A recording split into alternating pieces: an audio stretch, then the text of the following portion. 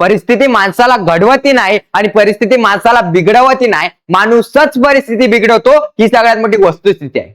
Doctor Babasaheb आंबेडकरांचे वडील का अभ्यासीस होते का करोडपती होते? अहो साधी पुस्तकं विकत घेऊन देता येत नव्हती. बाबासाहेबांना वाचण्याची आवड आहे पण नाही घेता येत. एक वेळेला उपाशी राहायचे पण पोराला पुस्तक आणून द्यायचे. परिस्थिती नाही अडविली तिथं. आणि बाबासाहेबांचा सगळ्यात मोठा गुण माहितीये, त्यांच्या आयुष्यात त्यांनी वाचलेलं पुस्तक आयुष्यात ते पुन्हा कधीच विसरत नव्हते. कधीच नाही, चुकून नाही. त्यांनी जर 10 वर्षापूर्वी वाचलेलं एखादं पुस्तक आणलं आणि त्यांना विचारलं 355 पानावरलं दुसऱ्या पॅरेग्राफ मधलं चौथं वाक्य काय आहे, 10 वर्षांनंतर सुद्धा आंबेडकर ते बरोबर सांगायचे. एवढी मोठी मानसिकता होती. ती काय वरून आली नाही.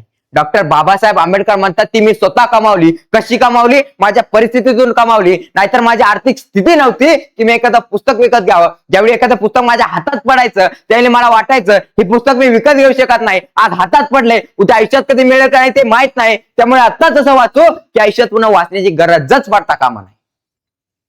जेवता जेवता बाबासाहेब आंबेडकर आपल्या वडिलांना विचारायचे, बाबा तुम्ही नाही जेवणार? आणि रोज वडिलांचं उत्तर ठरलेलं, तुमचं होऊ द्या, तुमचं झाल्यावर मी जेवतो. 5व्या 6व्या दिवशी पेपरवरून आल्यावरती डॉक्टर भीमराव आंबेडकर जेवायला बसले होते. जेवता जेवता अचानक त्यांच्या लक्षात आलं की मी रोज वडिलांना विचारतो बाबा तुम्ही नाही जेवणार आणि ते सांगता की भीमराव तुम्ही जेवून घ्या, तुमचं झाल्यावर मी जेवतो. पण माझं जेवण झाल्यानंतर टोपलीत भाकरी शिल्लक राहत नाही. मग माझ्या नंतर माझे वडील मग खातात काय? त्यांनी जेवता जेवता वडिलांना विचारलं, बाबा मी रोज तुम्हाला विचारतो तुमचं जेवण आणि तुम्ही सांगता की भीमराव तुम्ही जेवून घ्या, तुमचं झाल्यावर मी जेवतो. पण बाबा माझं जेवण झाल्यानंतर टोपलीत भाकरी शिल्लक राहत नाही. मग माझ्या नंतर तुम्ही खातात काय? तुम्हाला भूक नाही का लागत? तसे रामजी बाबा त्या आंबेडकरांना म्हणाले, भीमराव माझी भूक या भाकरीनं भागणारी नाही. तुम्ही एवढं मोठं व्हा की तुमचं ते मोठं पण बघूनच माझं पोट भरेल. भीमराव तुम्ही मोठा व्हा, माझी भूक अन्नानं नाही तुम्ही मिळवलेल्या ज्ञानानं भागेल. भीमराव परिस्थिती नाही, घरात नीट उजेड नाही म्हणून आम्ही अभ्यासाला बसत नाही. ज्याच्या घरात वीजच नव्हती आणि रस्त्यावरच्या विजेच्या दिव्याखाली ज्यानं शिक्षण घेतलं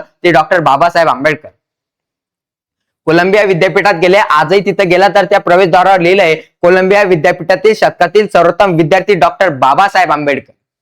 काय परिस्थिती होती हो. तिथंच कोणीतरी एक धनीपुत्र त्यांच्या बरोबर शिकायला होता. 18 तास बाबासाहेब आंबेडकर अभ्यास करायचे, रात्रभर टिपण काढत वाचत बसायचे. तो धनीपुत्र एकदा बाबासाहेबांना म्हणाला, बाबासाहेब अहो शरीराला थोडी झोप घेत जा, दुपारचं पोटभर जेवत जा. तसे बाबासाहेब आंबेडकर त्या धनिक पुत्राला म्हणाले, झोपायला माझ्याकडे वेळ नाही आणि दुपारचं जेवायला माझ्याकडे पैसे नाही. तो धनीपुत्र मग काळजीने म्हणाला, अहो बाबासाहेब मग तुम्ही जगणार कसे? तुम्ही जर झोप घेतलीच नाही, तुम्ही जर दुपारचं जेवण तुम्ही जर पोटभर जेवण केलंच नाही तर तुमच्या शरीराला ताकद सामर्थ्य बळ कसं येणार? त्या डॉक्टर बाबासाहेब आंबेडकर असे म्हणतात.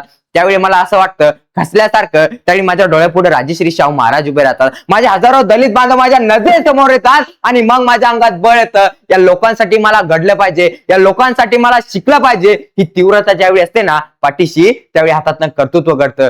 त्यावेळी हातातनं कर्तृत्व घडतं, कृती घडते.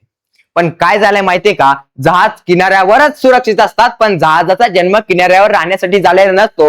विमान विमानतळावरच सुरक्षित असतात पण विमान विमानतळावर उभं करण्यासाठी बनवलेले नसतात. विमानांनी आभाळातच भरलं पाहिजे आणि जहाजांनी दऱ्यातच वादळाशी झुंजलं पाहिजे तर ते उपयोगाचे. माणसाचंही तसंच आहे. निवांत बसायला माणसाचा जन्म झालेला नाही. त्यांनी संघर्षच केला पाहिजे, लढलंच पाहिजे, झुंजलंच पाहिजे तर त्यांचा कस लागेल आणि त्यातूनच तो नवे विश्व घडवेल. हे महत्वाचे.